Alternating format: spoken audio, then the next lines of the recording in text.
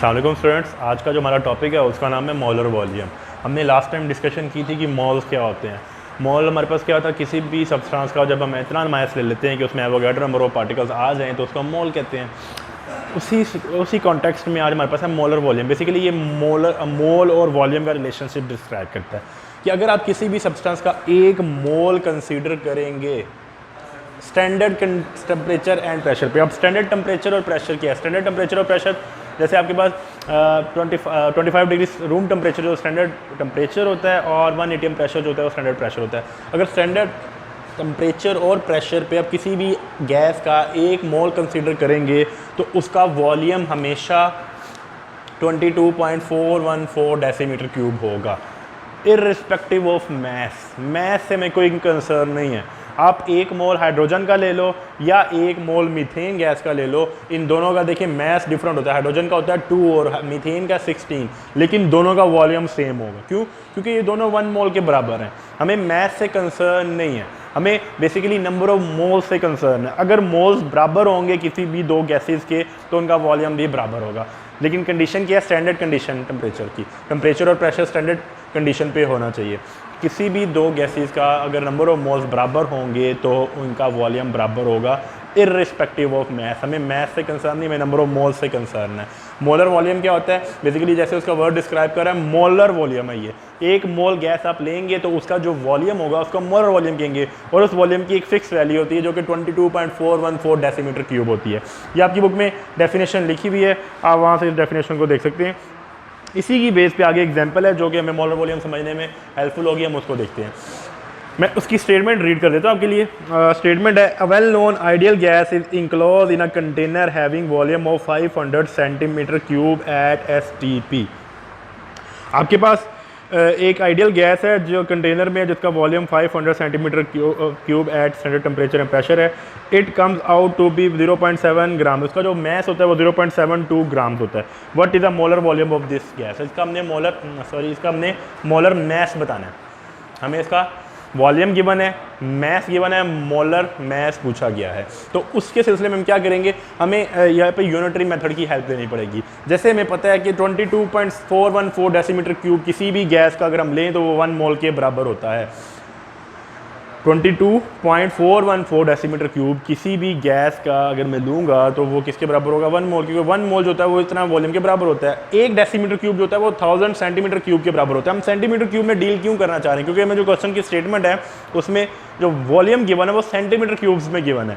तो उसके दो तरीके हो सकते हैं, या तो मैं जो गिवन वॉल्यूम है उसको डेसीमीटर क्यूब में कन्वर्ट कर लूँ, या जो मेरा मोलर वॉल्यूम होता है उसको सेंटीमीटर क्यूब में कन्वर्ट कर लूँ। आपको जो इजी लगता है वैसे कर सकते हैं। मैं बुक वाला पैटर्न फॉलो कर रहा हूँ जिसमें उन्होंने डेसीमीटर क्यूब को सेंटीमीटर क्यूब में कन्वर्ट किया हुआ है। 1 डेसीमीटर क्यूब जो होता है वो 1000 सेंटीमीटर क्यूब के बराबर होता है। तो जब मैं इसको डेसीमीटर क्यूब को सेंटीमीटर क्यूब में कन्वर्ट करूंगा तो मैं 1000 से मल्टीप्लाई कर दूंगा तो उससे वो पॉइंट खत्म हो जाएगा। 22414 सेंटीमीटर क्यूब हमारे पास आ जाएगा, ये 1 मोल के बराबर होगा। अगर अब मुझे क्या चाहिए, यहाँ पे मैं 1 सेंटीमीटर क्यूब बनाना चाह रहा हूँ। 1 सेंटीमीटर क्यूब कैसे बनेगा? जब मैं इसको इस साइड पे डिवाइड कर दूंगा, 22414 यहाँ पे आके डिवाइड हो जाएगा तो यहाँ पे 1 सेंटीमीटर क्यूब बन जाएगा। मैं ऐसा करना क्यों चाह रहा हूँ? क्योंकि मुझे 500 सेंटीमीटर क्यूब के लिए वॉल्यूम मोल्स चाहिए। तो 500 सेंटीमीटर क्यूब में यूनिटरी मेथड से कर लेता हूँ। अगर मुझे 1 सेंटीमीटर क्यूब का पता चल जाए कि 1 सेंटीमीटर क्यूब में कितने मोल्स होते हैं तो मैं दोनों तरफ 500 से मल्टीप्लाई करके 500 के लिए फाइंड कर लूँगा। सिमिलरली अब मैं दोनों तरफ 500 से मल्टीप्लाई कर दूँगा क्योंकि मुझे तो 500 सेंटीमीटर क्यूब के मोल चाहिए। तो वो हमारे पास जो मोल हैं वो आएंगे 0.0223। ये अब मैं दोनों तरफ 500 से मल्टीप्लाई कर दिया तो हमारे पास 0.0223 मोल्स आ गए। अब जब नंबर ऑफ मोल्स आ जाते हैं तो उससे आपके पास मोलर मैस फाइंड करना बहुत सिंपल है। आपको गिवन मैस का पता होना चाहिए। गिवन मैस हमारे पास यहाँ 0.72। नंबर ऑफ मोल्स किसके बराबर होता है? हमने लास्ट टाइम भी ये फॉर्मूला पढ़ा था। नंबर ऑफ मोल्स किसके होते हैं? गिवन मैस या required mess divided by molar mess. यहाँ पे गिवन मैस कितना है? 0.72 ग्राम। नंबर ऑफ मोल्स 0.0023 है। ये कैपिटल M हमने फाइंड करना है। ये कैपिटल M इस साइड पे आके मल्टीप्लाई हो जाएगा और ये जो वैल्यू इस साइड पे आके डिवाइड हो जाएगी। तो आपके पास जो मोलर मैस आ जाएगा वो 32 ग्राम्स पर मोल है। अब ये आपके पास आइडियल गैस का मैस है। आप यहाँ से गैस का नाम भी बता सकते हो। बेसिकली 32 जो होता है वो ऑक्सीजन का मैस होता है, O2 का। सिंगल एटम ऑफ ऑक्सीजन 16 ग्राम होता है। तो आइडियल गैस क्योंकि मॉलिक्यूल की फॉर्म में एग्जिस्ट करेगी तो मॉलिक्यूल की फॉर्म में ऑक्सीजन का मैस 32 ग्राम पर मोल होता है। तो आप यहाँ से गैस का नाम भी बता सकते हो। 32 जो होता है वो ऑक्सीजन का मैस होता है। तो ये आपके पास एग्जाम्पल थी। इसके बाद हमारे पास जो नया टॉपिक शुरू होता है उसका नाम है स्टिशियोमेट्री। स्टिशियोमेट्री क्या होता है? स्टिशियोमेट्री बेसिकली आपके पास एक रिलेशनशिप बताता है। वो रिलेशनशिप किस चीज़ के बारे में होता है? वो क्वांटिटेटिव रिलेशन है रिएक्टेंट्स और प्रोडक्ट्स का। क्वांटिटेटिव मतलब वो क्वांटिटी बताएगा, अमाउंट बताएगा, मैस बताएगा किसी भी सब्सटेंस का, कि कितना रिएक्टेंट आपके पास होगा तो कितना प्रोडक्ट प्रोड्यूस हो जाएगा, या कितना प्रोडक्ट आपको रिक्वायर्ड है उसके लिए कितना रिएक्टेंट आपको चाहिए होगा इनिशियली। तो आपके पास ये क्वांटिटेटिव रिलेशनशिप, क्वांटिटी बताएगा किसकी? रिएक्टेंट्स एंड प्रोडक्ट्स की। इसके आगे फर्दर 3 रिलेशन इस्तेमाल होते हैं, आपकी बुक में तीनों लिखे हुए हैं, आप बुक से गो थ्रू कर सकते हैं। सबसे पहले हमारे पास जो रिलेशन है वो मैस रिलेशन है कि रिएक्टेंट का मैस आपको पता हो, आप प्रोडक्ट का मैस बता सकते हो। सिमिलरली वाइस वर्सा भी है कि प्रोडक्ट का मैस जितना रिक्वायर्ड है उसके अगेंस्ट आप रिएक्टेंट का मैस बता सकते हो। सिमिलरली मैस और मोल का रिलेशनशिप है कि रिएक्टेंट के मैस पता हो और आप प्रोडक्ट के मोल्स बता सकते हो, या प्रोडक्ट के मोल्स पता हो तो रिएक्टेंट का आप मैस बता सकते हो। और लास्ट में हमारे पास क्या है? मैस टू वॉल्यूम रिलेशन, कि आप रिलेशनशिप है, आप मैस पता है तो आप वॉल्यूम भी बता सकते हो, वॉल्यूम पता है तो आप मैस भी बता सकते हो। ये सारे रिलेशन हमने वैसे डील किए हुए हैं। अब हमने जो मोलर वॉल्यूम के केस में किया है उस रिलेशन ये बताता है कि आपके पास वॉल्यूम और मैस में क्या रिलेशन है। वॉल्यूम और मोल्स में भी आप रिलेशन बता सकते हो। तो ये स्टिशियोमेट्री हमारे पास। स्टिशियोमेट्री के केस में हमारे पास एक एग्जाम्पल है, वो एग्जाम्पल सॉल्व करके आपको बेटर अंडरस्टैंडिंग हो जाएगी कि हम करना क्या चाह रहे हैं और किस तरह हम रिलेशन बताते हैं। बेटा स्टिशियोमेट्री से रिलेटेड जो एग्जाम्पल आपके पास है वो एग्जाम्पल नंबर 11 है। मैं इसकी स्टेटमेंट आपके ऊपर रीड कर देता हूँ। Calculate the number of grams of K2SO4 and water produced when 14 grams of KOH are reacted with excess of H2SO4। अब आपको यहाँ से इक्वेशन बनाने आनी चाहिए। उसने कहा है कि K2SO4 और वाटर प्रोड्यूस होते हैं, मतलब राइट साइड पे आ जाएगा ना, प्रोडक्ट तो हमारे राइट साइड पे आते हैं। कहाँ से? जब 14 ग्राम ऑफ KOH रिएक्ट करता है विद एक्सेस ऑफ H2SO4। तो रिएक्टेंट क्या है? KOH और H2SO4। ये 14 ग्राम KOH उसने दिया हुआ है, H2SO4 एक्सेस में है, वो जितना मर्जी हम यूज़ कर सकते हैं। जब 14 ग्राम KOH रिएक्ट करेगा H2SO4 से, तो उस टाइम कितने K2SO4 और कितने वाटर प्रोड्यूस होंगे ग्राम्स में हमने बताना है। और साथ में हमने ये भी बताना है कि वाटर के जो मॉलिक्यूल्स हैं वो कितने बनेंगे। तो बेटा सबसे पहले इसमें हम क्या करते हैं? बैलेंस केमिकल इक्वेशन लिखते हैं, क्योंकि हमने स्टिशियोमेट्री की डेफिनेशन में ये देखा था कि वो क्वांटिटेटिव रिलेशनशिप बताता है रिएक्टेंट और प्रोडक्ट का इन अ बैलेंस केमिकल इक्वेशन। अब जब तक आपके पास इक्वेशन बैलेंस नहीं होगी, आप इसको प्रोसेस करोगे तो वो गलत हो जाएगा। सबसे पहले हमें इक्वेशन बैलेंस करनी होगी। KOH प्लस H2SO4 K2SO4 बनाता है और वाटर बनाता है। यहाँ पे हम हाइड्रोजन काउंट करते हैं, 2 हाइड्रोजन, अभी अगर मैं इसको बैलेंस ना करूँ और वैसे आपको बताऊँ कि बैलेंस करने का तरीका क्या है, तो उसमें आप देखें कि हमारे पास यहाँ पे हाइड्रोजन 1 है और यहाँ पे कितने 2, टोटल कितने हो गए 3, लेकिन यहाँ पे तो हमारे पास 2 हैं। तो हमें क्या करना पड़ेगा? और यहाँ पे पोटाशियम कितने 2, तो मैं पोटाशियम यहाँ बनाने 2 करने के लिए मुझे यहाँ पे 2 लिखना पड़ेगा। ठीक है, अब पोटाशियम बैलेंस हो गया। सल्फर यहाँ पे 1 है, ऑक्सीजन यहाँ पे 4 और 1 5 है। यहाँ पे ऑक्सीजन कितने 4 और 2 6, और यहाँ पे हाइड्रोजन 2 2 4 है। तो यहाँ पे मुझे अगर हाइड्रोजन 4 करने पड़े तो मुझे यहाँ 2 लगाना पड़ेगा। जब मैं यहाँ 2 लगाऊंगा तो उससे ऑक्सीजन भी बैलेंस हो जाएगा। ऑक्सीजन यहाँ पे भी 6 है, वहाँ पे भी 6 है। तो बैलेंस केमिकल इक्वेशन क्या होती है? जिसमें रिएक्टेंट और प्रोडक्ट दोनों साइडों पे हर एटम जो है वो इक्वल अमाउंट में हो, इक्वल नंबर हो हर एक का। आप देखें यहाँ पे दोबारा देखते हैं, यहाँ पे पोटाशियम 2 है, यहाँ पे भी 2 है। ऑक्सीजन कितने हैं? 2 और 4 6, यहाँ पे ऑक्सीजन 4 और 2 6, यहाँ पे भी 6 हैं। उसके अलावा हाइड्रोजन देखते हैं, हाइड्रोजन 2 और 2 4, यहाँ पे हाइड्रोजन 2 और 2 4 है। सल्फर यहाँ पे भी 1 है, सल्फर यहाँ पे भी 1 है। तो ये बैलेंस केमिकल इक्वेशन है हमारे पास, इसमें दोनों तरफ नंबर ऑफ एटम्स सेम है। बैलेंस केमिकल इक्वेशन के बाद हम क्या करेंगे? हमें जिस चीज़ का मैस गिवन होगा, सबसे पहला काम क्या करेंगे? उसका हम नंबर ऑफ मोल्स फाइंड कर लेंगे। हमें यहाँ पे 14 ग्राम ऑफ KOH गिवन है, 14 ग्राम ऑफ KOH गिवन है, उसका मोलर मैस फाइंड कर लेते हैं। मोलर मैस कैसे फाइंड करेंगे? पोटाशियम जो है इसका मैस 39 होता है, ऑक्सीजन का 16 होता है और हाइड्रोजन का 1, सारे 1 1 है, तो इसलिए कोई नंबर इनका मल्टीप्लाई नहीं हुआ, ऐड करेंगे तो 56। तो नंबर ऑफ मोल्स कैसे निकालेंगे? Given mass divided by molar mass. Given mass यहाँ पे 14 है, मोलर मैस 56 है, दोनों को डिवाइड करेंगे तो 0.25 हमारे पास ग्राम आ जाएगा। उसके बाद बेटा जी हम बैलेंस केमिकल इक्वेशन को इस्तेमाल करते हुए यूनिटरी मेथड से बाकी चीज़ों के मोल्स निकाल लेंगे, और जब मोल्स आ जाएंगे तो मोल से हम मैस कैलकुलेट करना नहायत ही ईजी है। अभी हम वो देखते हैं।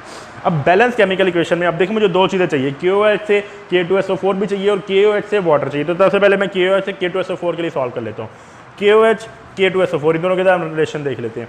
2 मोल KOH अगर इस्तेमाल होता है तो 1 मोल K2SO4 प्रोड्यूस होगा। ये हमें बैलेंस केमिकल इक्वेशन से नज़र आ रहा है कि यहाँ पे 2 लिखा हुआ है। तो 2 मोल ऑफ KOH अगर यूज़ होते हैं तो 1 मोल ऑफ K2SO4 प्रोड्यूस होगा। अगर इसका 1 मोल यूज़ हो तो ये हाफ हो जाएगा, क्योंकि जरा 2 जाके डिवाइड हो जाएगा। हमें एक्चुअली से कितने मोल्स गिवन है? 0.25। तो ये कितने हो जाएंगे इस साइड पे? जब इसको मैं 0.25 से दोनों तरफ मल्टीप्लाई करूँगा तो 0.125 हो जाएगा ये।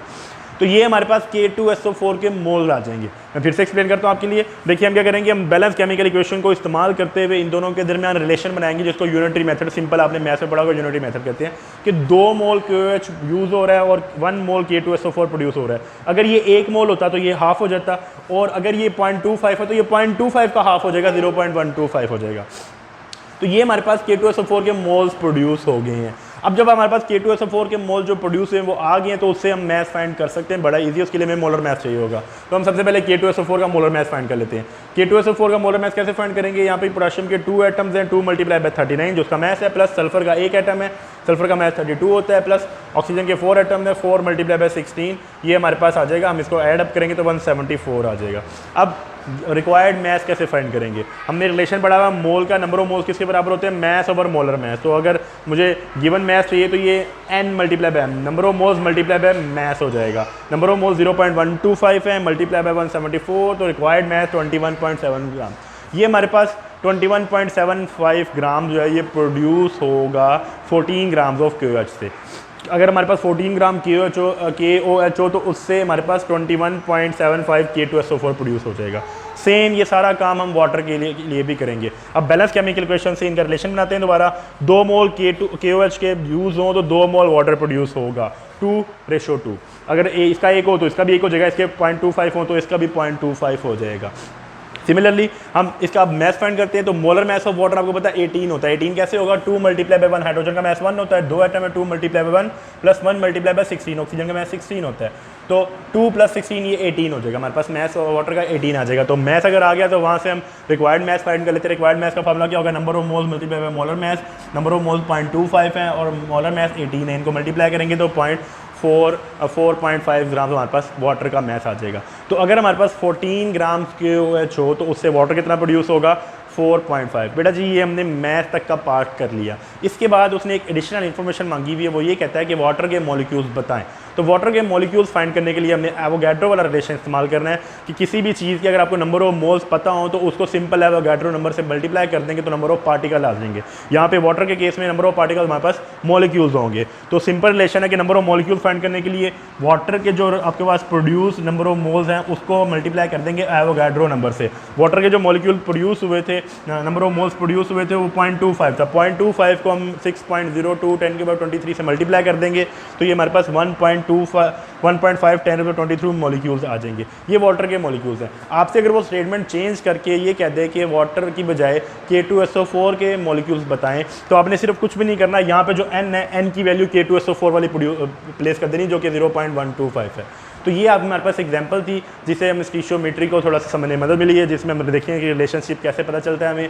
रिएक्टेंट गिवन हो तो उससे प्रोडक्ट कैसे फाइंड कर सकते हैं, प्रोडक्ट गिवन हो तो उससे रिएक्टेंट कैसे फाइंड कर सकते हैं। स्टीशियोमेट्री पे बेस करती हुई कोई भी एग्जांपल अगर आपको आएगी तो सबसे पहला आपने ये काम करना है कि जिस सब्सटेंस का आपको मैथ गिवन होगा सबसे पहले उसके मोल्स निकालने। उसके मोल्स निकालने के बाद आप बैलेंस केमिकल इक्वेशन को यूज़ करते हुए रिक्वायर्ड इन्फॉर्मेशन को यूनिटरी मेथड से सॉल्व कर लेंगे। इसके बाद बेटा जी नेक्स्ट एग्जाम्पल है जो कि मैंने आपके लिए छोड़ी है, आप वो एग्जाम्पल करें, उसे प्रैक्टिस करें, उससे आपको स्टीशियोमीटर समझने में ज़्यादा आसानी होगी। अगर आपको कोई भी कन्फ्यूजन हो या कोई भी क्यूरी हो तो नीचे जो नंबर आपको प्रोवाइड किए गए हैं उस पर आप रब्ता कर सकते हैं। आपसे आज नेक्स्ट लेक्चर में मुलाकात होगी, तब तक के लिए अल्लाह हाफ़िज़।